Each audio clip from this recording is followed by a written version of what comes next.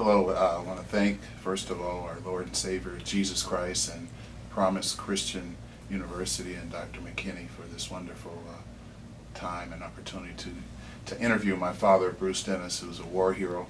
And I've heard a lot of stories about my father and World War II, and I'd like to give you my perspective of what I've learned from him as a war hero and being his son. We're about 30 years apart. He'll be 95 coming up this December, so that gives you an idea of how old we are, how young we are. I want to thank my beautiful wife, Jeffry Dennis, for arranging this as well at Promise Christian University, and she's been a very good inspiration and support for me and my dad. But I'd like to ask my dad one question. After you got out of the war and you told me about that, talk to me a little bit about your work history. Because what I've learned from you is to always give back and to be a hard-working man. And from this greatest generation here, work is very important. Can you talk about your work history after the war? Well, I had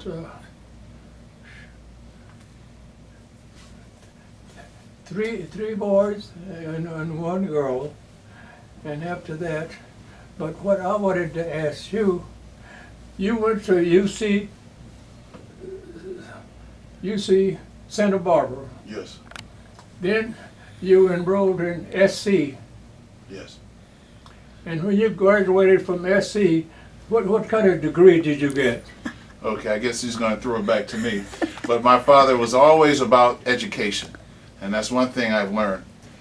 He's right, I did go to UC Santa Barbara. I was a so-called student athlete. The athletics at that time. Basketball. Yeah, I was pretty good, but I was a science major by chemist major by trade, and I couldn't really make the practices do the lab. So I finished in chemistry at UC Santa Barbara, and went on and got my master's in environmental engineering, master of science degree there. I didn't have the opportunity to serve in the armed forces. The draft just ended right before I got out of high school, so I was fortunate and blessed at that time not to participate, but a lot of my friends did get drafted, and I remember losing a lot of them, and that's tough for a young man to have his close friends die in the war. So this was the Vietnam War. So I grew up in Los Angeles, and my father didn't get into it, but he worked at the post office, U.S. Post Office. I remember that very briefly, but what I do remember him working at Los Angeles Department of Water and Power, which is one of the largest water and power city water and power agencies in the U.S. And you worked there 45 years, correct? Oh yeah, right. Oh yeah. And I remember, yeah, Los Angeles Water and Power. Can you talk about when you first worked at Los Angeles Water and Power? How was, you just got out the war? Department of Water and Power, I was a meter reader, reading meters, lights and water, and I moved all the way up to be a manager. So that's pretty good. Yes. And you did all this with a few years in college, right? You went back to UCLA right, and extension courses, and you right. studied. But how important can you talk about the importance of education? You always talk. It's very important. I know my second son, my first son used to tease me. I said, before I had a family, my wife and I, we went to Los Angeles City College. I took up accounting for 2 years. She took up something else in LA City College. Then, when I came out, even before they were born, I went to UCLA. My wife went to SC. Even before they were born, they don't know nothing about it. But they used to tell me, say, you didn't go to college. Well, we're glad you did that. But college is extremely important, and you expressed to me about education, how even though I was pretty good in sports, you focused education. Right. And I have to commend you for that, because education and faith. Right. And we always went to church. We went to church. And more importantly, know the Lord Right. and to have a relationship with the Lord. Okay. And- At church, just to say, just put this in. You know, I'm from Oklahoma, Ardmore, and most of us were Baptists of the blacks. There were a few things in there, things, but when I married my wife in Los Angeles, I became what? Methodist. A Methodist. Yes. And my mother, oh, Methodist. No, I know. I was a Baptist.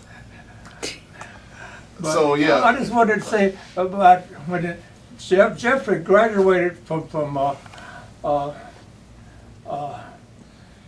SC. What kind of degree did you get? Masters. Master's Yeah. in what? Engineering. Engineering. Yeah.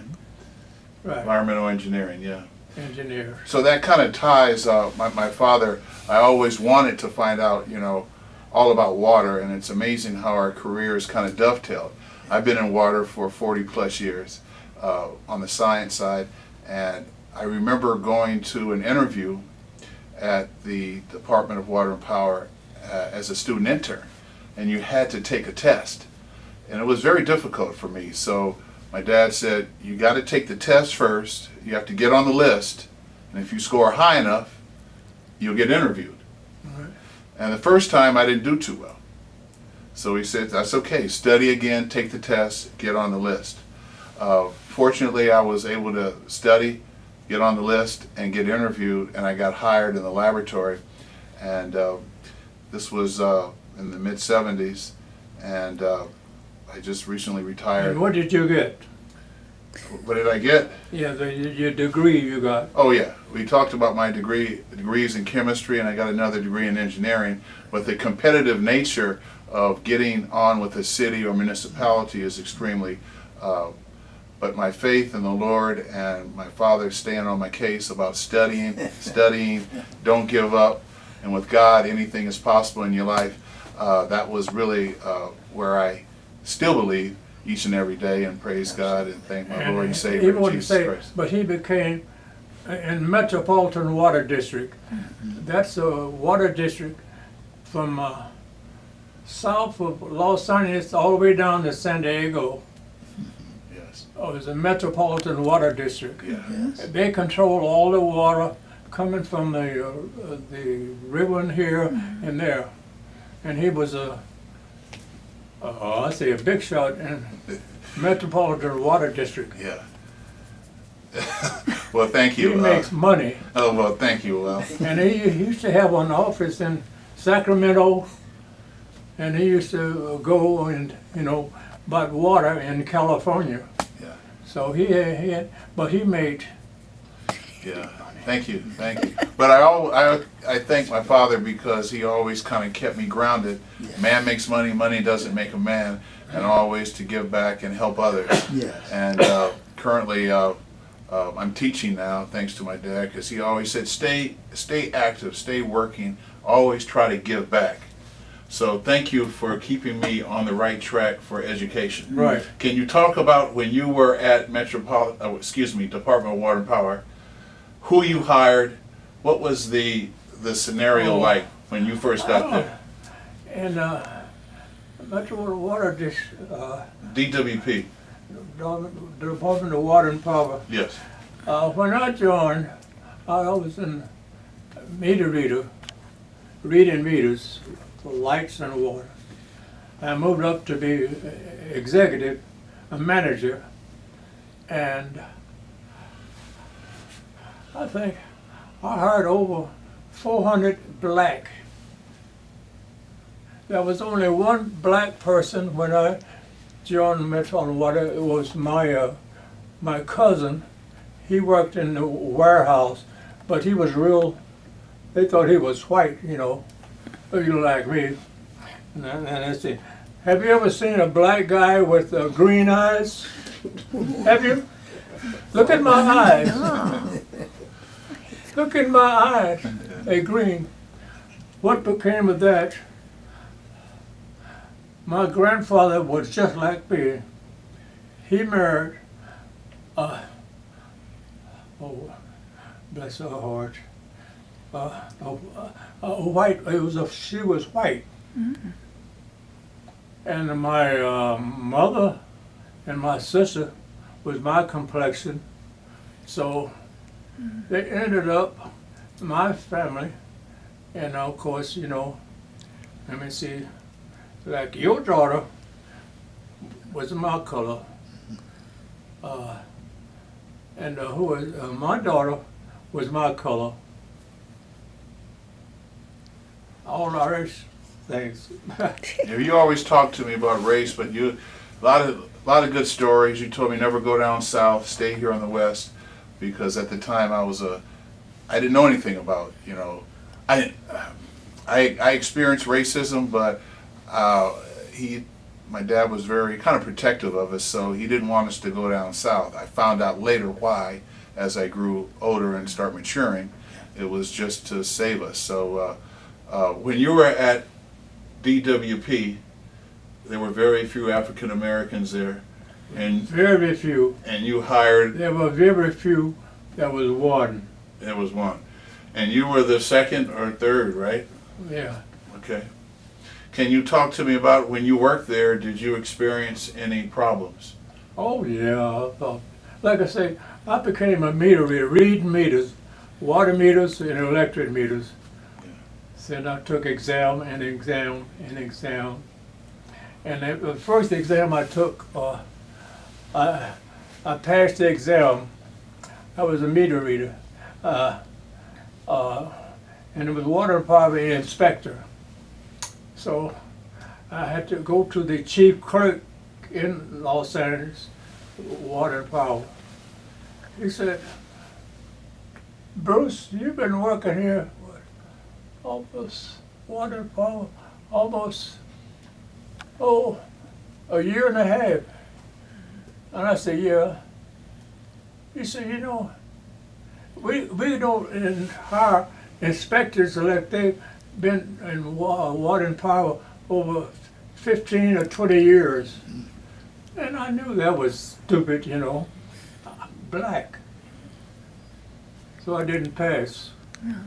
I didn't pass that. So the next, I resigned from that Friday and went to water and power Monday as a meter reader. How did you cope with the racism at the time? And where? Just in general, after the war, how did you cope with it? How did I cope with it? Yeah. Well, I cope with it, like my children cope with it, There were things that you could do black, there were things you couldn't do white, And the more things you couldn't do black that you could do with white, Yeah, and that's where my father really... Segregation. Yeah, segregation, but he always taught, we're all created equal. He always taught me that. As the Bible said, we're all created the same, and under one God, and every child has an opportunity to succeed any other child, and I strongly believe that. It was rough, but once I figured this, when you apply yourself, when you work hard, and you have that faith in God, all things are possible with God in your life. Amen. And my dad always taught me to put God first. And church is he still every Sunday goes to church, but more importantly, it's not about going to church. He talks about reading the Bible, understanding the New Testament, the Old Testament. Read the Bible, understand it. And the old hymns, the old Baptist hymns I really like. The music associated with church, I really enjoyed. And I just really want to thank you for all the guidance that you provided for us, Dad. Okay, I'm proud of you, man. I know you are, but thank you. We were always taught to kind of, whatever your parents do, try to be a little better. And I just hope that I could live up to the expectations that you provided. But, I think I fall short because you were a war hero. You served your country.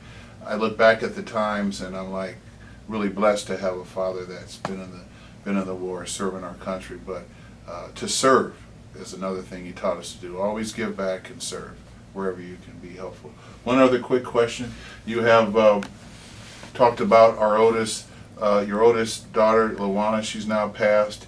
She had a master's degree in music. All your children have degrees. You have another daughter and 2 other sons beside me. Education was a big part, but also family. Talk about how family is important to you, and how we should. I had the most beautiful family in the world. I did. Yeah. I said, others said. And my mother, bless her heart, she passed away in 2008. How long were you married? Oh, 60 years? over 60 years. Over 60 years. And as an African American man, there's always a talk about growing up fatherless. I've always had and been blessed to have a father in my life, even now. And later in life, he's kind of like my best friend. Yeah. So it's important to understand that that stigma is not universal. Here's a good example of a family where I grew up with my father and my uncle and other father figures that have given me a really good opportunity to, number one, put God first, but number two, work hard and put family first and serve. You know, minimize yourself, maximize the Lord. Something my dad always talked about. Now he talks about money, but it is important. It is important. But the main thing is, you know, you have to put that money to use and pray that the Lord gives you direction to use His resources correctly. One other question. Can you talk about the time we went to go see Luana in 1964? Oh, And at the time, I saw a black drinking fountain and a white drinking fountain. Now, I'm 9 years old, oh. and I ask you, why the white drinking fountain? Why the black drinking fountain? That was in Oklahoma. Yeah. And then, But in Las Vegas, you could go anywhere, Yeah. anywhere. White, black, green, purple. Yeah. There was no segregation in Las Vegas. And like I say, my daughter was a teacher in Las Vegas. There was only one high school in Vegas. I don't know, none of you were but even born then. There was only one high school in Las Vegas. And she was a teacher. Wow. yeah, she Yeah. was, Luana was, she inspired me as well. She always told me to stay in school. And like I say, Las Vegas bought her a house, like I said, 2-bedroom house, furnished, and she brought her husband with her. And her husband, he was, but he worked at the Las Vegas test thing up in Las Vegas. Nellis. In other words, I'll put it, he was an alcoholic. Okay. And he worked up there for 5 days, and then Saturday and Sunday he would come back to Las Vegas. But and they had a daughter. Then my wife and I, we used to go to Las Vegas all the time to visit her. And what else could I say about that? But Well, we I did was the best trying to- we could. So I had a granddaughter. What did I have? Five daughters, 5 great daughters, 5 granddaughters, five and 5. And you have five children, 5 granddaughters, Yeah. 5 great, 5 great granddaughters. five Great children. children, 5 Five, and grandchildren, 5 great. 5, and 5. We'll get it right. One other quick question, Dad. Can you talk about when you met Mom? Oh, I When went- did you get married, your wife, and where did you settle down first? Where did we? Can you talk about your early life, where you lived in Los Angeles? Well, when my Frank and I, my sister's husband, we came to Los Angeles in 1943, I think it was. 45. Right? 45. And my wife worked at a general hospital in Los Angeles to become a nurse. And they had a separate cottages in the thing for blacks that they did. So they would get out at 12 o'clock at night. They would get out. So me and my buddy, we would go up to the hospital and pick up the girls and have parties and things and things and things and things. Where do we live? Where do we first live in Los Angeles? It was a nice part of town, right? I mean, I would consider we grew up middle class, right? 42nd Street in Los Angeles. Frank and I, my brother-in-law, we stayed in this meeting. Then from that, I sent for my mother, my brother, and my thing. Of course, I married my wife, and that's a thing. Her name was Ruth, but there was another girl. What's the thing that's, I can't even think of her name now. She was my girlfriend, but Ruth was my friend's girlfriend, but I fell in love with Ruth, my wife, and we married. That's beautiful. That's about it. Yeah, keep that one short. That's good. The only thing about it is my mother said, "You married a Methodist? You are a Baptist. You don't marry a Methodist." Yeah. Yeah, really thank you for being a good father and continue being a good father. Right. So That's about it, right. Okay. Well, thank you. I want to thank Dr. McKinney and Promise Christian University for this opportunity to interview my father. And thank you for inviting me. Thank you, and thank you, And Joel. to tell you my life story. I love it. We should write a book. We should have a book here. Yes, we should. Yeah, because